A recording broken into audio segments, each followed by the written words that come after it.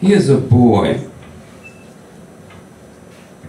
who trills, warbles, and chants.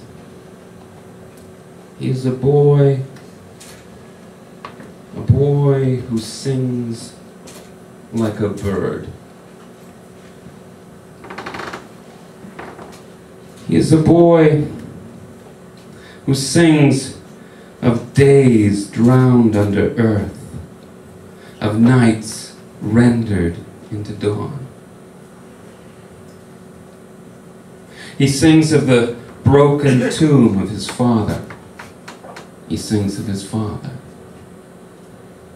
He sings of the raging grief of his mother. He sings of his mother. He is a boy who sings into pale faces that burn with the pride of their stiff, naked lips. He is a boy who sings of a room, a table, a bowl, and a chair. The bowl resting upon the chair, his body resting upon the table, his head resting in the bowl, his lungs bursting as his face rests in a bowl of water. He is a boy who sings of his tongue split and splintered down to its dark red root. He is a boy who sings of the soles of his feet, who sings of the soles of his feet that must not fall, who sings of the soles of his feet that fall and of the sparks that lift them again. He is a boy who caws, who squeals, who brays, who sings his song while hanging, who sings his song while hanging from a hook. He is a boy who sings while hanging from his wrists, hanging from a hook.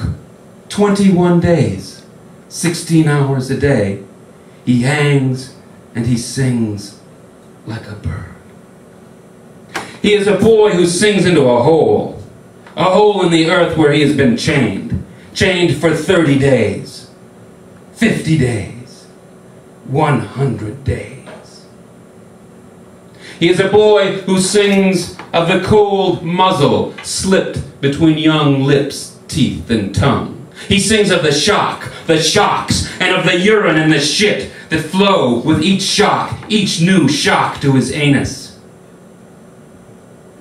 He sings when the coals of Winstons and Camels and Marlboros burn small circular wounds along his arms.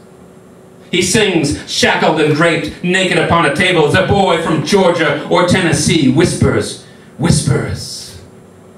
He sings of his fear, the fear in his young cock, the young cock caught in the sharp blades of his jailer's scissors. He sings of the blood of a young woman spread upon his chest as she whispers desecration into the warmth of his ear. He sings of his interrogators, whose sons and grandsons will come to beat him in their turn. He sings the song of a slow turning wheel, turning without end, as he crawls to his cot in a cage 6 feet by 12, open to the wind, open to the rain, open to the night, open to the screech of the gulls that wheel high above, that do not know and do not care. He sings 300 days, 400 days, 600 days. He sings of Canada. Oh, Canada, the maple leaves and the dark eyes of his sister. He sings of a merciful and a vengeful God. He sings of a martyr's victory. He sings like a bird caught in the butcher's fist. He sings as the butcher's fist beats his song into the sand. He sings of the implacable sand and of the red specked breath that flies from countless round pink holes into eternity, eternity that holds his song in the teeth of its metal flames. 900 days, 1,000 days, 1,200 days. He is now 18 years old. He too fears the fire. He too fears the end, that there will be no end. He sings of his book, his cup, and his holy book, the song of 3 emaciated comforts.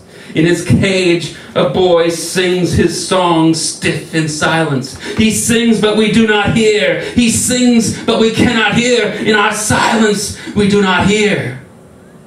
Yet in that quiet, in that darkness, he sings. He still sings, this boy who sings alone.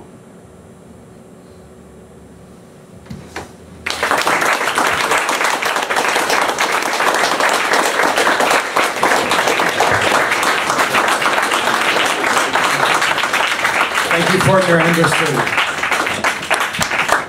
Et bien sûr, c'était un poème basé sur la vie et les expériences d'Omar Khadr, qui reste en prison en Guantanamo. Il a été capturé à l'âge de 15 ans. Il reste dans la prison jusqu'ici, jusqu'à maintenant. Et les tortures décrites dans le poème sont les tortures que M. Khadr a endurées depuis maintenant 5 ans. Thank you, Fortner Anderson.